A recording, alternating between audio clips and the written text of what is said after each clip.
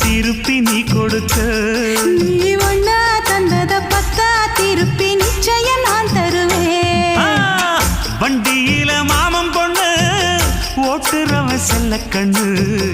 எங்க வீட்டு ராணி வர எல்லாம் வந்து பார்த்துக்குங்க ஒட்டி வண்டி கட்டிக்கிட்டு பொண்ணு மேல ஒட்டிக்கிட்டு